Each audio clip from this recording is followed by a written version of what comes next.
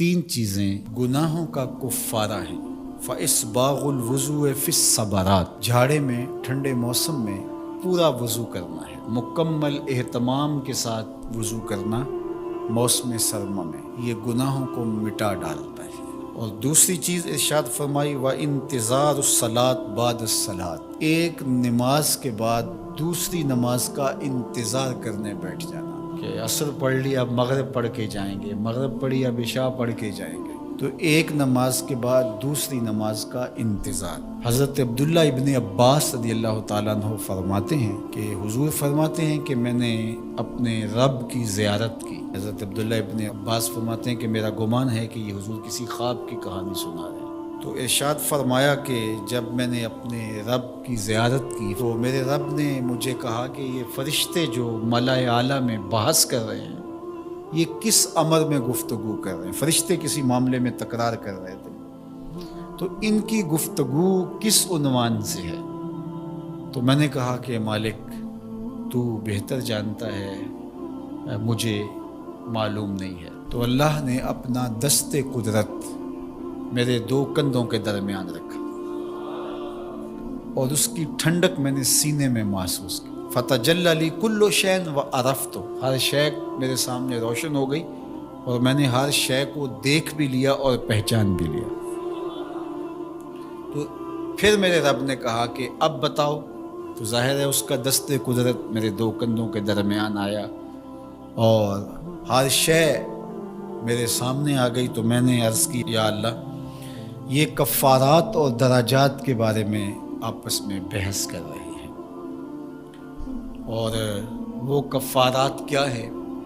المکث فی المساجد بعد الصلاۃ، نماز کے بعد مسجدوں میں رک جانا کہ دوسری نماز پڑھ کے جائیں گے۔ اس پر فرشتے ملائے اعلیٰ میں، عالم بالا میں بیٹھ کے گفتگو کر رہے ہیں۔ اللہ اکبر، یہ کتنا بڑا عمل ہے کہ جس پر فرشتے کہہ رہے ہیں بلے بلے، کیسے وہ لوگ ہیں جو ایک نماز کے بعد دوسری نماز کے لیے رک جاتے ہیں۔ اور ایک حدیث پاک میں آتا ہے صحیح بخاری میں، 7 اشخاص ایسے ہیں قیامت کے دن کڑکتی دھوپ میں جب کوئی سایہ نہیں ہوگا اللہ انہیں اپنے عرش کا ٹھنڈا سایہ عطا فرمائے۔ ان میں سے ایک وہ آدمی جس کا دل مسجدوں کے ساتھ جڑا ہوا ہے، مسجد کی حاضری اسے بہت پسند ہے۔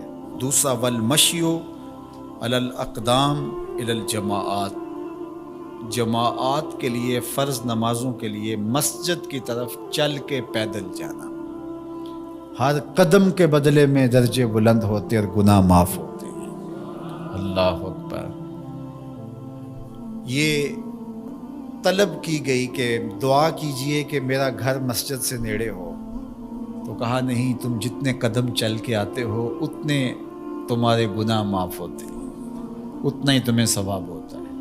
تو یہ چل کر کے آنا گناہوں کا کفارہ ہے۔ تیسری چیز ارشاد فرمائی کہ وَإِسْبَاغُ الْوُضُوءِ فِي الْمَكَارِهِ، مشکل صورتحال میں وضو پورا کرنا، اور وہ سردیوں کے اندر مشکل ہوتا ہے کہ پانی بہت ٹھنڈا ہے، تو اس وقت بندہ کہتا ہے چلو ایک دفعہ بھی گزر ہو جائے گی، اگر ایک دفعہ بھی چہرہ دھو لیں گے وضو تو ہو جائے گا، لیکن سنت طریقے سے 3 بار ہی دھونا، اور 3 بار ہی جو ہے وہ پاؤں دھونے، اور 3 بار ہی باقی اعضاء دھونے، تو یہ مشکل ہوگا وضو میں ٹھنڈے پانی سے۔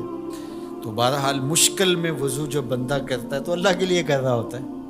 اللہ اکبر، تو اللہ تعالیٰ کو یہ بڑا پسند ہے، اس سے اللہ گناہ ختم کر دیتا ہے۔ تو یہ 3 چیزیں کفارات میں سے ہیں، یہ گناہوں کو مٹانے والی